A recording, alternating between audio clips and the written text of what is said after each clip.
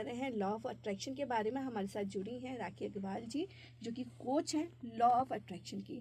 तो राखी जी, अभी हमने जाना कि लॉ ऑफ अट्रैक्शन क्या होता है। जैसे हमारे मन के विचार वैसे ही हम लोगों को अट्रैक्ट करते हैं अपने लोग। आजकल हम बहुत ज़्यादा मैनिफेस्टेशन का भी नाम सुन रहे हैं, तो क्या उसको भी हम लॉ ऑफ अट्रैक्शन से जोड़ के देख सकते हैं? जी बिल्कुल।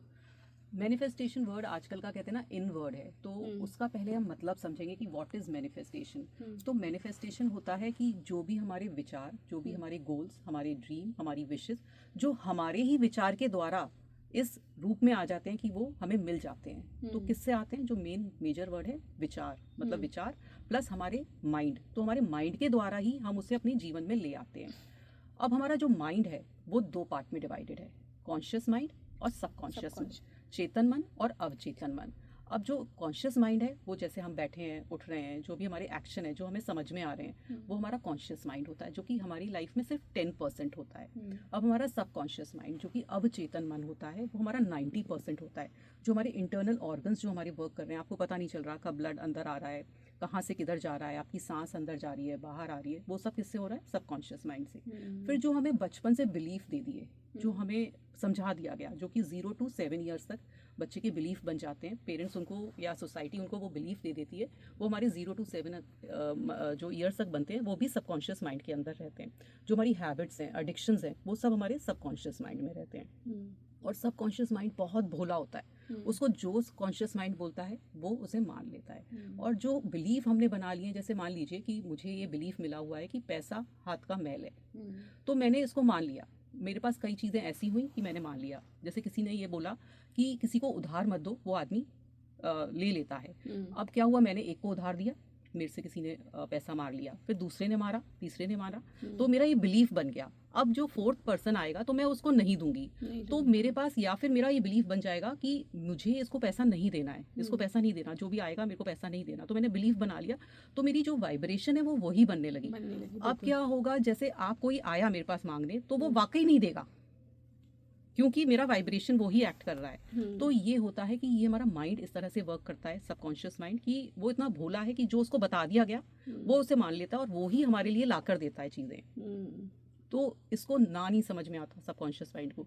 जैसे आपने बोला मुझे गरीब नहीं होना है, उसने ना नहीं सुना, उसने सिर्फ गरीब सुना। अभी मैं आपको बोलती हूँ, सब लोग जो व्यूअर्स हैं, कि आप अपने आंखें बंद करके ये सोचिए कि बंदर को नहीं सोचना है, बंदर लाल रंग का है ये भी नहीं सोचना है, बंदर पेड़ पर चढ़ रहा है ये भी नहीं सोचना है। आपने क्या देखा कि आपको जो मैंने बोला वो ही आपने सुना, और ना तो सुना ही नहीं। तो ऐसे ही सबकॉन्शियस माइंड है, उसे ना नहीं समझ में आ रहा। तो हम ज़्यादातर क्या बोलते हैं, हमें मोटा नहीं होना है, तो हम मोटे हो जाते हैं। मुझे आगरा में मैरिज नहीं करनी है, हमारी आगरा में ही हो जाती है।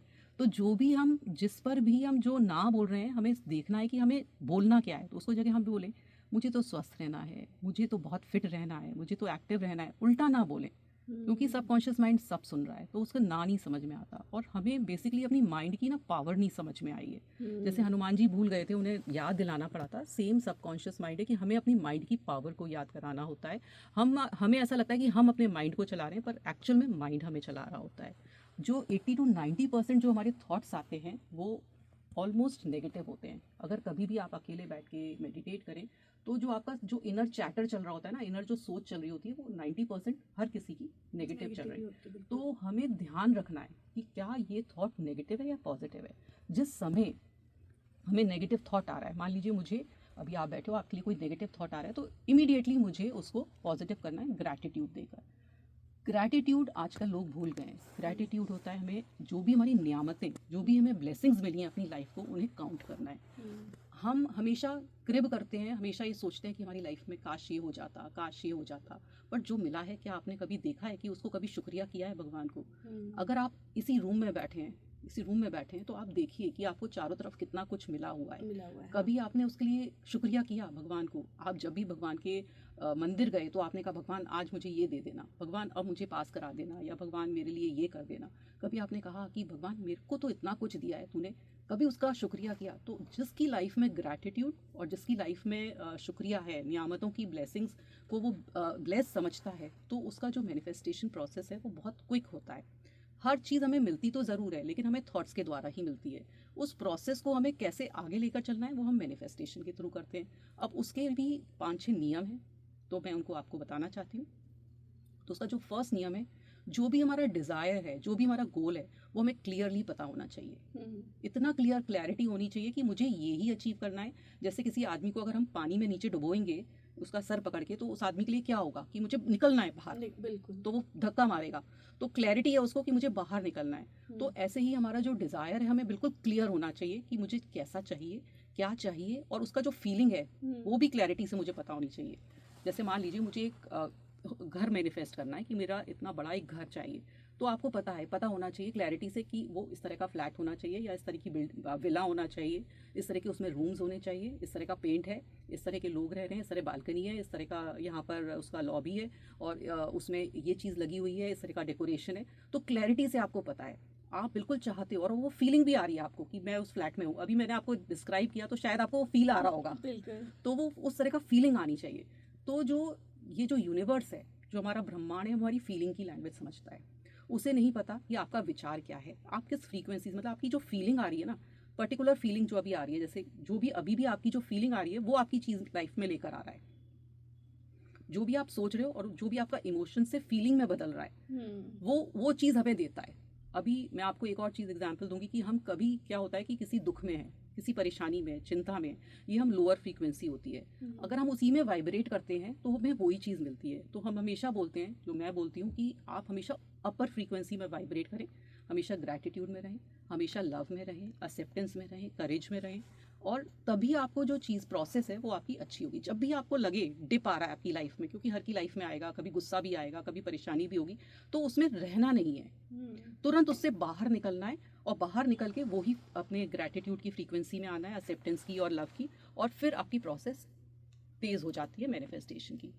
तो जो फर्स्ट पॉइंट था जो मैंने बताया कि क्लैरिटी होनी चाहिए। अब सेकंड जो है विजुअलाइजेशन। अब विजुअलाइजेशन क्या होता है कि आपको उसका एक पिक्चर माइंड में बनाना आना चाहिए। जैसे मैं आपको डिस्क्राइब कर रही हूँ, तो उसी तरह से कि आपको पिक्चर आनी चाहिए। सिर्फ हम कहते थे ना, मुंगेरी लाल के हसीन सपने, वो सपना देखना आना चाहिए। अब वो सपना देखना इतना क्लैरिटी से होना चाहिए कि जब आप, अब वो बोलेंगे कि आप मैं यही करता रहूँगा, नहीं, जब आप खाली बैठें तो उसको विजुअलाइज करिए। जो भी गोल है, आपको किसी से रिलेशनशिप अच्छा चाहिए तो उस रिलेशनशिप को विजुअलाइज करिए कि वो अभी आपके पास है, और आपके पास वो फीलिंग आ रही है वो वाली रिलेशनशिप की। अगर आपको पैसा चाहिए, आपको मान लीजिए 10 करोड़ है, तो 10 करोड़ का फील लीजिए, उन लोगों को देखिए जिनके पास ज़्यादा पैसा है, प्लस उस पैसे से आपको करना क्या है, ट्रैवल जाना है, फ्लैट लेना है, विला लेना है, कार लेनी है, तो वो पूरा फील आना चाहिए। तो वो चीज़ आपको विजुअलाइज करना आना चाहिए। सेकंड जो होता है विजुअलाइज। थर्ड होता है कि आपका जो बिलीफ है वो बहुत पक्का होना चाहिए कि ये होगा ही होगा। ट्रस्ट होना चाहिए कि ये मेरा होगा ही होगा। जैसे कहते हैं ना कि भगवान कहता है कि हर चीज़ मेरे ऊपर छोड़ दो, वो वाला चीज़ बिलीफ होना चाहिए। उसके बाद फोर्थ है कि आपको एक्शन लेना है। अब ये नहीं है कि सिर्फ सपने देख रहे हैं तो सपने देखने से पूरा हो जाएगा, ऐसा नहीं है, उसका काम करना पड़ेगा। पर हाँ, जब आपके पास जो चीज़ आप चाह रहे हो, जब आप मैनिफेस्ट कर रहे हो विद योर प्योर हार्ट, तो वो चीज़ आपकी क्विक हो जाती है। जो भी चाहते हो ना, आपको लोग मिलेंगे, कुछ ऐसे सर्कमस्टेंसेज होंगे, कुछ ऐसे तरीके होंगे कि वो आपको उस गोल तक अपने यहाँ पहुँचा देंगे, वो क्विक हो जाएगा। तो ये होता है कि एक्शन लेना बहुत ज़रूरी है। फिर भगवान पर सरेंडर करना बहुत ज़रूरी है, कि आप सरेंडर कर रहे हो भगवान पर, कि आपको जैसा करना है वैसा कर लीजिए। और आपके विचार, आपके थॉट्स बहुत प्योर होने चाहिए, प्लस आपको ट्रस्ट होना चाहिए, और पेशेंस होना चाहिए कि नहीं मैंने आज कुछ विजुअलाइज किया है तो कल हो जाए, ऐसा नहीं होगा। तो पेशेंस भी बहुत ज़रूरी है। तो ये थी मेरी पूरी मैनिफेस्टेशन प्रोसेस। जी बिल्कुल, ये सारी चीज़ें तभी होंगी जब हमारा माइंड जो एक पॉजिटिव वे में जाएगा, हम पॉजिटिव सोचेंगे, और पॉजिटिव सोचने से तो सारी चीज़ें अच्छी अच्छी होंगी। थैंक यू राखी जी। अभी फिर लेते हैं एक छोटा सा म्यूजिकल ब्रेक। तो